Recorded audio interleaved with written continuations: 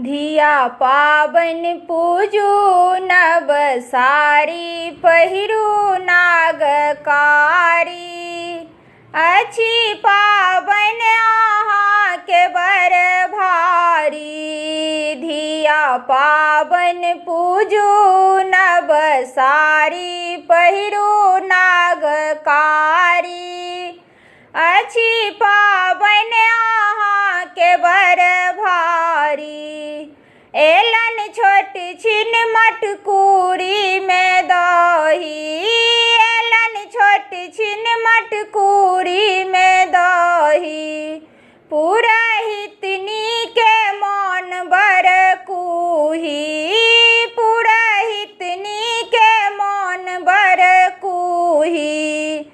धिया पाबन पूजू नव सारी पहिरू नागकारी। अच्छी पाबन आहा के बर भारी।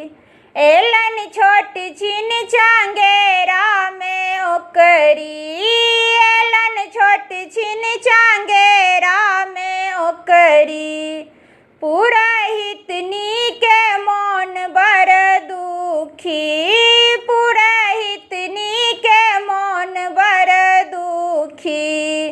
धिया पाबन पूजू नव सारी पहिरू नागकारी। अच्छी पाबन आहा के बर भारी। एलन डाली पर 10-5 रुपैया। पुरहितनी जे केलन झमेला। एलन डाली पर 10-5 रुपैया। पुरहितनी जे केलन झमेला। धिया पाबन पूजू नव सारी पहिरू नागकारी। अच्छी पाबन आहा के बर भारी।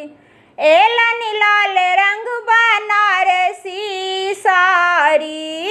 एलन लाल रंग बनारसी सारी। पुरहितनी के मौन भेलन भारी। पुरहितनी के मौन भेलन भारी। धिया पाबन पूजू नव सारी पहिरू नागकारी। अच्छी पाबन आहा के बर भारी। एलन बड़का चंगेरा में चूड़ा। एलन बड़का चंगेरा में चूड़ा। पुरहितनी के मौन भेलन पूरा। पुरहितनी के मौन भेलन पूरा। धिया पाबन पूजू नव सारी पहिरू नागकारी। अच्छी पाबन आहा के बर भारी। अच्छी पाबन आहा के बर भारी।